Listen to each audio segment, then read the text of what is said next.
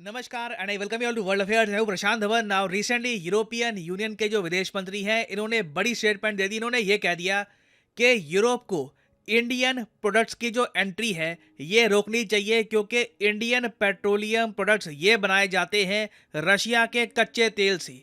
ये एक बड़ी न्यूज़ थी, क्योंकि अगेन ये किसी पत्रकार ने नहीं कहा, किसी छोटे आदमी ने नहीं कहा। हम यहाँ पर यूरोपियन यूनियन के विदेश मंत्री की बात कर रहे हैं और आप देखोगे इस पर बहुत आर्टिकल पब्लिश हुए हैं। ग्लोबल मीडिया ने इसको एक्सटेंसिवली कवर किया है कि यूरोप किस तरीके से इंडिया को रोकना चाहता है from selling refined Russian crude oil to Europe. ना यहाँ पर वैसे मैं सिंपल भाषा में आपको समझाता हूँ कि यूरोप की दिक्कत क्या है। इंडिया रशिया से बड़े स्केल पर कच्चा तेल परचेज कर रहा है और इस कच्चे तेल को रिफाइन करके हम बनाते हैं बहुत सारे प्रोडक्ट्स, जैसे कि डीजल, पेट्रोल, जेट फ्यूल, उसके अलावा हैवी फ्यूल। और इन प्रोडक्ट्स को हम लोग खुद तो इस्तेमाल कर रहे हैं अपने देश में, मगर साथ ही साथ हम इन्हें एक्सपोर्ट भी करते हैं यूरोप को। और आपको याद होगा 2 हफ्ते पहले मैंने ये वीडियो करी थी अपलोड, जिसको ऑलमोस्ट मिलियन लोगों ने देखा था। इस वीडियो में मैंने आपको बताया था कि इंडिया बन चुका है यूरोप का largest supplier of refined oil.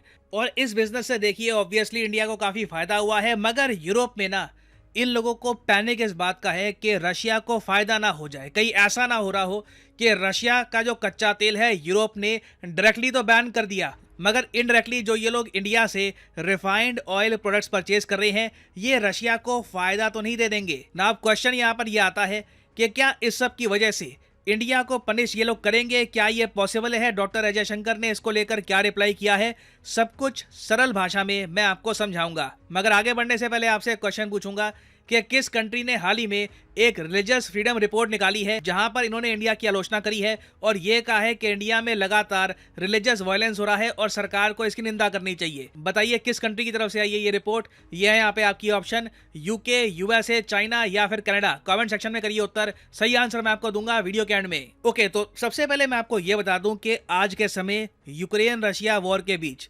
Europe बहुत ही ज्यादा कॉन्फिडेंट फील कर रहा है। इनको जेन्युइनली लग रहा है कि जिस तरीके से यूक्रेन रेजिस्टेंस दिखा रहा है, एक बार को यूक्रेन अपना बहुत सारा एरिया वापस रिकैप्चर कर सकता है। और रिसेंटली यूक्रेन ने तो यह भी कह दिया कि इन्होंने रशिया का एक हाइपरसोनिक मिसाइल गिर दिया था। यहाँ पे आप देख पाओगे article, Ukraine says it shot down hypersonic Russian missile over Kyiv. हालांकि रशिया ने इन सब क्लेम्स को रिजेक्ट किया है। इन्होंने ये कहा कि दुनिया में कोई भी एयर डिफेंस सिस्टम नहीं है जो रशिया के हाइपरसोनिक मिसाइल को गिरा सकता है। बट यूक्रेन काफ़ी कॉन्फिडेंट है, यूरोप काफ़ी कॉन्फिडेंट है।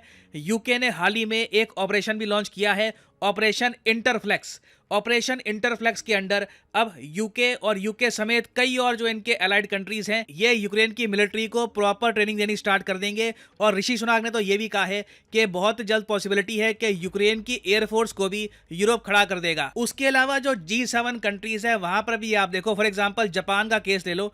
जापान अब टारगेट कर रहा है उन कंट्रीज को जो रशिया को कहीं ना कहीं से हेल्प कर रही है। फॉर एग्जांपल जापान के जो विदेश मंत्री हैं इन्होंने ये कहा कि रशिया मिलिट्री कोलैबोरेशन इंक्रीज कर रहे हैं और इससे कहीं ना कहीं यूक्रेन वॉर पर भी इंपैक्ट आएगा। तो सिंस रशिया पर हैवी प्रेशर बिल्ड किया जा रहा है, चाहे यूरोप हो, बाकी G7 कंट्रीज हो, यूएस हो, हर तरफ से यूरोप की फिर से नजर गई इंडिया पे कि इंडिया को कहीं ना कहीं हमें रुकना पड़ेगा। इंडिया रशिया से कच्चा तेल परचेज कर रहा है, ठीक है, ये तो इनकी मर्जी, मगर ये उस कच्चे तेल को रिफाइन करके अपनी रिफाइनरीज में उसके प्रोडक्ट्स बनाकर हमारी मार्केट में बेच रहे हैं। इससे घूम फिर के रशिया को फायदा तो नहीं हो रहा, इससे यूक्रेन वॉर में रशिया को एडवांटेज तो नहीं मिल रहा। तो इसलिए अब इंडिया के अगेंस्ट भी स्टेटमेंट्स आ रही हैं, बात की जा रही है कि इंडिया के जो पेट्रोलियम प्रोडक्ट्स हैं जो रशियन क्रूड ऑयल से बनते हैं इनको यूरोप की मार्केट में पहुंचने ही मत दो, इंडियन पेट्रोलियम प्रोडक्ट्स को बैन ही कर दो। अब देखो प्रॉब्लम यूरोप के लॉजिक में ये है कि पहली बात तो इंडिया बिल्कुल रशिया से कच्चा तेल परचेज कर रहा है, मगर क्या इंडिया की पेमेंट से रशियन मिलिट्री स्ट्रांग हो रही है? ऑब्वियसली नहीं हो रही। ये बात रशिया ने खुद एडमिट करी है रिसेंटली कि इंडिया देखो डॉलर्स में पेमेंट तो कर नहीं रहा रशिया को, इट इज क्वाइट ऑब्वियस, हम लोग रुपीज में पेमेंट कर रहे हैं। और रशिया ने रिसेंटली खुद एडमिट किया कि इनके पास billions of dollars worth Indian rupees इकट्ठे हो चुके हैं जो रशिया के वॉस्ट्रो अकाउंट्स में हैं इन इंडिया। मगर रशिया को समझ नहीं आ रहा कि इतने सारे इंडियन रुपीस का करें क्या, क्योंकि इंडिया सही है ज़्यादा कुछ परचेज करते नहीं है। रशिया ने और इंडिया को यह भी कहा है कि अपनी जो करेंसी है इसको, जो चाइनीज करेंसी है युआन, इसमें कन्वर्ट करके हमें पेमेंट कर दो। इंडिया ने अभी के लिए इस मैकेनिज्म से एग्री किया नहीं है। तो किसी भी शेप और फॉर्म में रशिया से जो भी हम ऑयल परचेज कर रहे हैं ये रशियन मिलिट्री को फायदा नहीं पहुंचा रहा, क्योंकि ये पैसा रशिया तक पहुंचा ही नहीं है। तो ये जो पैनिक वाली स्टेटमेंट आ रही है यूरोप से, पहली बात तो ये सेंसलेस है, दूसरी बात ये लॉ के भी अगेंस्ट है। जब डॉक्टर अजय शंकर से यूरोप में पूछा गया कि जी यूरोप में बात चल रही है कि आपके जो फ्यूल एक्सपोर्ट्स हैं यूरोप को, इसको बैन कर देंगे, आप इसके बारे में क्या कहना चाहेंगे? जयशंकर साहब ने कैटेगोरिकली ये कहा कि रशिया का जो कच्चा तेल है जब ये इंडिया में लाया जाता है तो हमारी रिफाइनरीज में इसे सब्सटैंशियली ट्रांसफॉर्म कर दिया जाता है। क्योंकि देखो, जब कच्चे तेल से आप प्रोडक्ट्स बनाते हो तो आप बहुत सारे केमिकल्स यूज करते हो, एक लंबा प्रोसेस होता है। ऐसा नहीं है कि मतलब रशिया का कच्चा तेल है, आप मान लो कि जी आटा आ गया है, आटे की रोटियां बना दी। It is not as simple. उसे सब्सटैंशियली ट्रांसफॉर्म किया जाता है और इसे हम मानेंगे कि एक थर्ड कंट्री बीच में अब आ चुका है और अब ये एक रशियन प्रोडक्ट नहीं बचा। और ये बात साफ साफ यूरोपियन यूनियन काउंसिल की रेगुलेशंस में लिखी है और जयशंकर साहब ने ये भी मेंशन कर दिया कि आप इसके बारे में पढ़ सकते हैं यूरोपियन यूनियन काउंसिल रेगुलेशन 833/2014 में।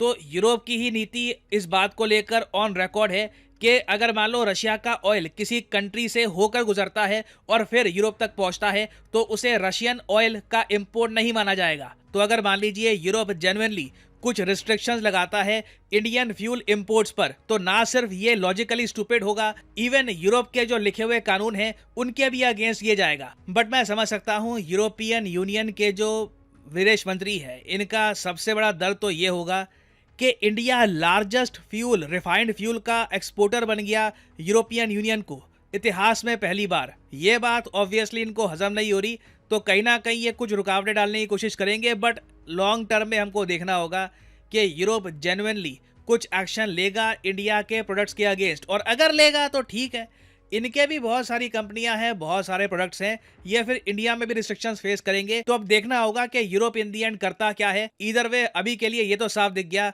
कि यूरोपियन यूनियन के जो मिनिस्टर्स हैं, जो इनके लोग हैं, ये बहुत ज़रा इनसिक्योर हैं और इंडिया की प्रोग्रेस देखकर इनको ज़रा खुशी होती नहीं है ना। वापस आते हैं अपने क्वेश्चन की तरफ कि किस कंट्री ने इंडिया की रिलीजियस फ्रीडम को लेकर रिपोर्ट पब्लिश करी और ये कहा कि सरकार को निंदा करनी चाहिए रिलीजियस वायलेंस की। तो सही उत्तर यहाँ पे है यूनाइटेड स्टेट्स ऑफ अमेरिका। हालांकि इस बार भी इंडिया को कंट्री ऑफ पर्टिकुलर कंसर्न की लिस्ट में नहीं डाला गया। यूएसए की रिपोर्ट ने यह कहा है कि इंडिया में रिलीजियस वायलेंस बहुत ज़्यादा बढ़ गया है और इंडिया ने ऑब्वियसली इस रिपोर्ट को रिजेक्ट कर दिया है अपनी साइड से। तो ये भी टॉपिक न्यूज़ में था, make sure to remember this. और फाइनली यहाँ पर मैं ये भी ऐड कर दूं कि आप किसी भी एग्जाम की तैयारी कर रहे हैं, चाहे यूपीएससी, एसएससी, बैंक, अनअकैडमी के क्वालिटी कोर्सेज अवेलेबल हैं। तो लेट्स से आपको परचेज करना है एसएससी एग्जाम का कोर्स, तो आप जो एसएससी का लिंक है इस पर क्लिक कर सकते हैं और यहाँ पे you can purchase Unacademy's SSC course. मगर जो प्राइसेस यहाँ पर लिखे हैं कभी भी ये प्राइसेस पे मत करना, सिंपली यहाँ पर कोड यूज़ करिए PD10 and you will be able to save a lot of money through discount. तो यूज़ करिए code PD10 and save money. And finally this is the end of the video.